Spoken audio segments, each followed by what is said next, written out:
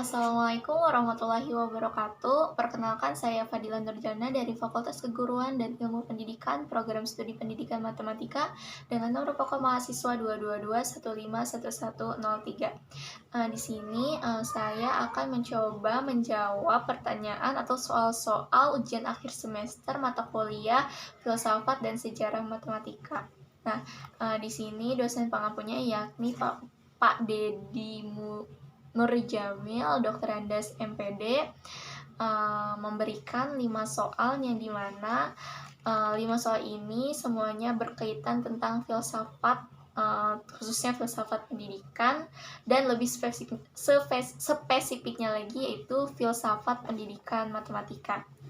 Yang pertama itu soalnya, bagaimana hubungan antara filsafat dan filsafat pendidikan, serta bagaimana ciri-ciri filsafat dan ciri-ciri filsafat pendidikan. Nah, yang pertama ini menurut sumber yang aku temui dan menurut kesimpulan dari beberapa sumber yang telah aku baca itu menyimpulkan bahwa filsafat itu merupakan suatu ilmu pokok yang sangat luas yang berusaha memahami masalah yang muncul dalam lingkup manusia secara keseluruhan. Jadi kalau filsafat itu ilmu dasar yang sifatnya umum. Nah, sedangkan filsafat pendidikan itu memiliki objek yang dimana objeknya itu pasti terbatas. Terbatasnya itu karena si filsafat pendidikan ini hanya memandang pendidikan saja, walaupun emang ilmunya dasar, tetapi lebih objeknya itu lebih kelihatan, yakni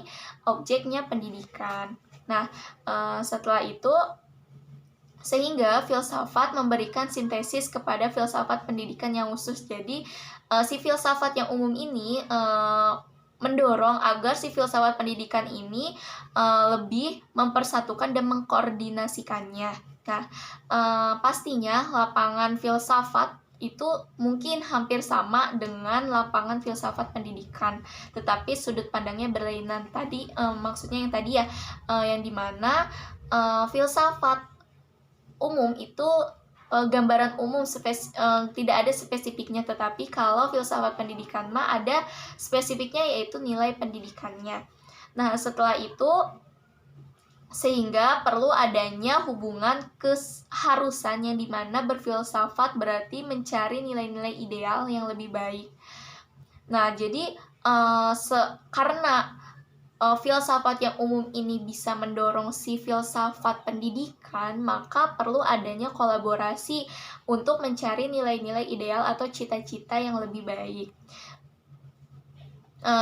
Kalau nilai-nilai yang baiknya sudah ada, otomatis si filsafat pendidikan akan mengaktualisasi nilai-nilai tersebut di dalam kehidupan manusia, terutama aspek pendidikan. Setelah itu ada juga filsafat yang memberi nilai-nilai dasar yang sifatnya dasolen atau yang seharusnya.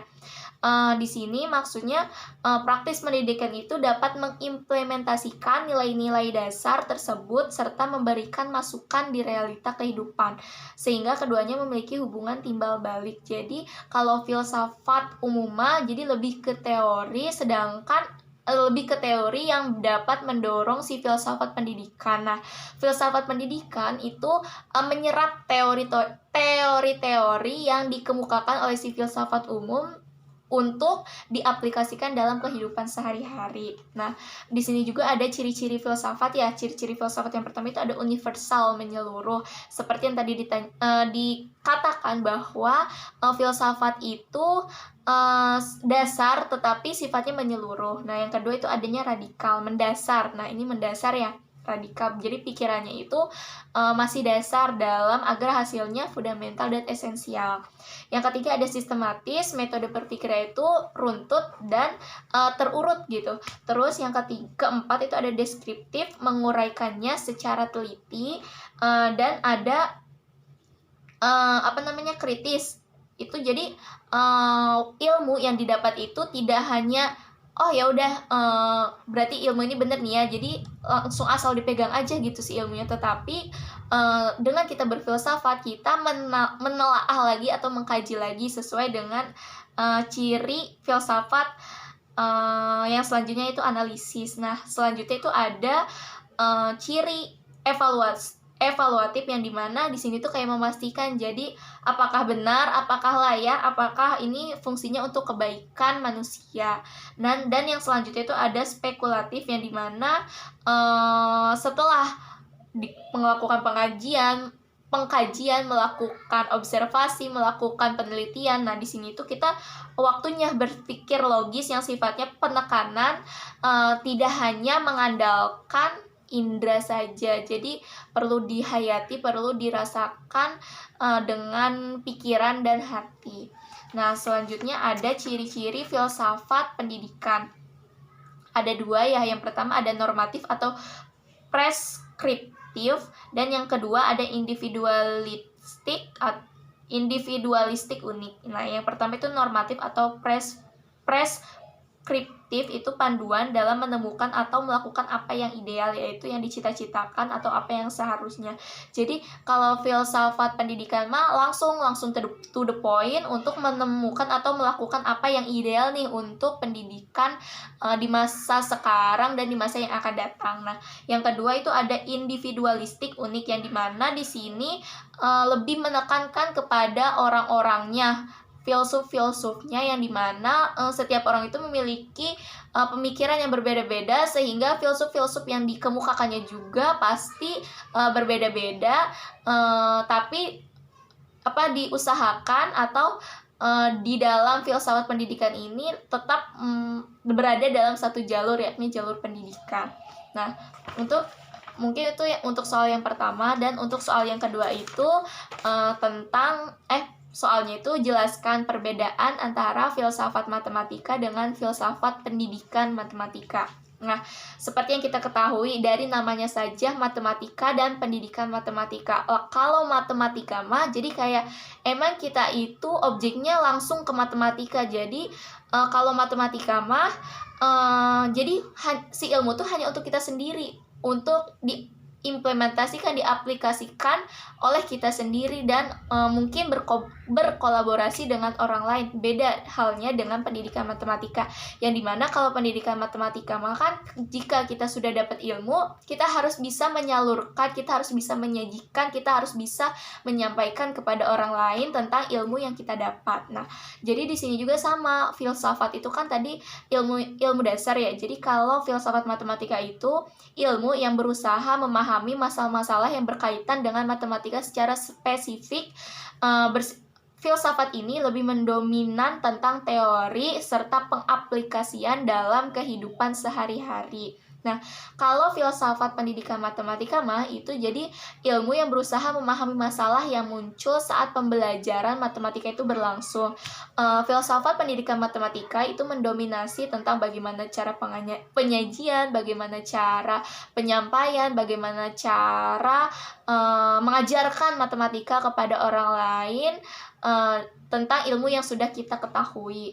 Nah, berfilsafat pendidikan matematika diperlukan untuk mempelajari tentang perbedaan antara matematika dengan pendidikan matematika yang keduanya memiliki keterkaitan. Jadi, kalau kita berfilsafat matematika aja, pasti ilmu itu akan mentok di kita, tidak bisa berkembang kepada orang lain. Tetapi kalau kita hanya berfilsafat pendidikan matematika saja, ilmu matematika yang kita dapat atau yang kita gali itu hanya dasarnya saja, kita tidak bisa menelaah lebih dalam tentang ilmu matematika tersebut. Jadi dapat disimpulkan bahwa kedua filsafat ini, antara filsafat matematika dan filsafat pendidikan matematika itu saling berkaitan. Jadi tidak ada prioritas, tidak ada yang lebih dominan, semuanya itu sama penting di mata filsafat matematika, di mata filsafat pendidikan dan filsafat pendidikan matematika dan filsafat matematika.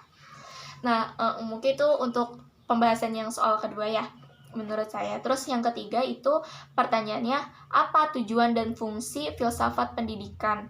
Mengapa calon guru harus mempelajari filsafat pendidikan? Nah, begini, filsafat pendidikan itu kan bertujuan memberikan inspirasi serta mengkoordinasi proses pembelajaran yang ideal.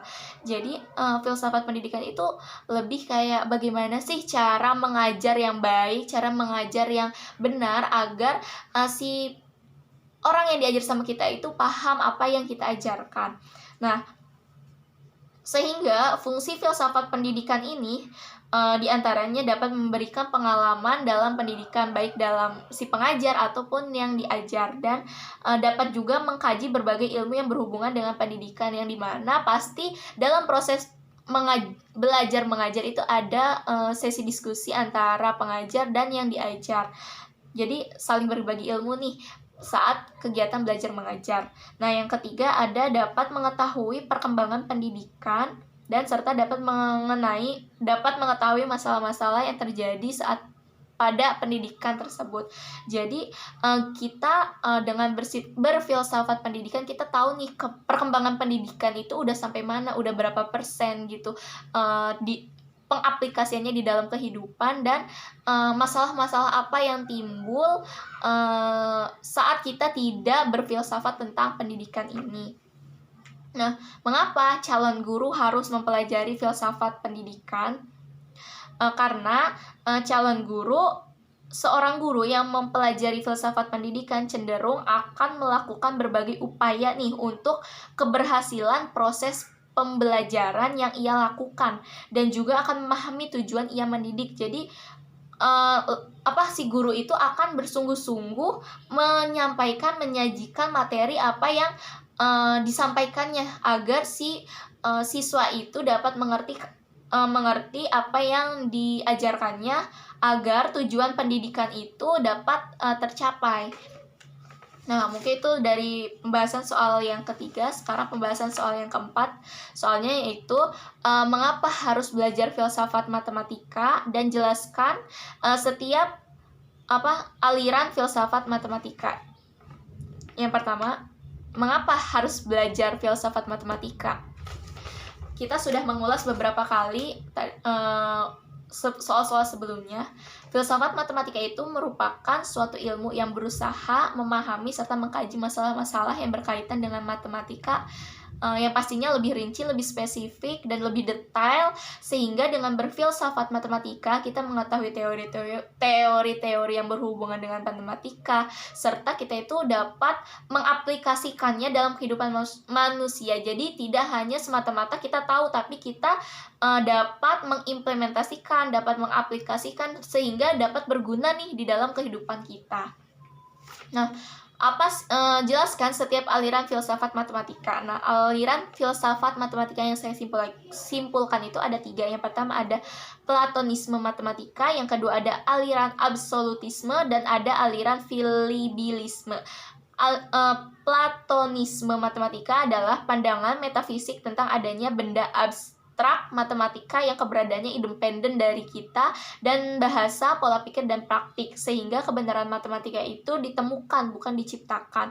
Jadi matematika itu sebenarnya intinya itu kayak ilmu yang sebenarnya udah ada, tetapi kita harus mengkaji, kita harus meneliti, kita harus mengobservasi agar ilmu matematika itu keluar dan ilmu matematika itu dapat ditemukan. Jadi sebenarnya itu udah ada, cuman belum ditemukan, tidak akan ditemukan kalau tidak kita kaji, tidak kita observasi, tidak kita gali gitu. Terus yang kedua ada aliran absolutisme, yang dimana aliran ini beranggapan bahwa kebenaran matematika itu bersifat mutlak, dimana kebenarannya diturunkan dari definisi-definisi yang tidak dapat dikonfirmasi dengan fakta empiris. Jadi matematika itu mutlak. Jadi dari misalnya contohnya itu kayak 1 tambah 1 itu 2. Nah, itu kan mutlak, tidak bisa ada pertentangan lain ya kan. Jadi mau kalian belajar dari SD sampai bangku perkuliahan pun, ataupun sampai nanti sudah lanjut usia, 1 ditambah 1 itu 2. Jadi mutlak gitu. Jadi tidak ada premis-premis yang bisa menggugat premis bahwa 1 tambah 1 itu 2 gitu.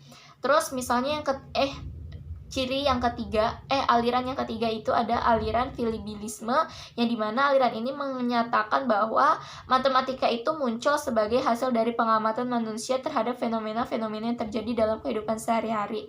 Nah, ini tadi ya berhubungan dengan platonisme matematika, yang dimana aliran ini tuh jadi kayak matematika itu sebenarnya udah ada, cuman harus diobservasi, harus dikaji, harus diteliti agar ilmu-ilmu matematika itu lebih banyak, ternyata ilmu matematika itu banyak ada di sekitar kita gitu. Jadi kalau kita mau tahu, kita harus mengkajinya. Contohnya kayak misalnya kita ingin menghitung tinggi gunung. Nah, gunung kan udah ada di sekitar kita, ya kan? Nah, tetapi ilmu matematika apa sih yang dipakai untuk mengukur tinggi gunung? Kan bisa ya, itu jadi salah satu objek untuk membahas bahwa ilmu matematika itu ada, yakni pakai rumus yang trigonometri. Nah, di mana rumus trigonometri itu salah satu pengaplikasiannya itu untuk mengukur tinggi gunung. Nah, itu jadi kayak udah disediain nih, tapi kita harus mengkaji bagaimana cara menghitungnya. Jadi menghitungnya itu menggunakan cara matematika.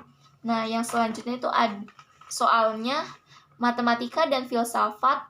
Bagaimana filsafat bisa menjelaskan hubungannya dengan matematika. Nah, filsafat itu kan ilmu dasar ya, memiliki hubungan yang cukup erat dibandingkan ilmu-ilmu lainnya. Alasannya kenapa? Filsafat itu kan pangkal untuk mempelajari ilmu, dan matematika itu sumber dari segala ilmu.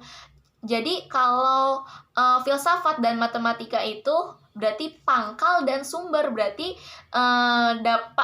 dapat dianggap bahwa filsafat dan matematika itu merupakan sumber dari segala ilmu yang ada.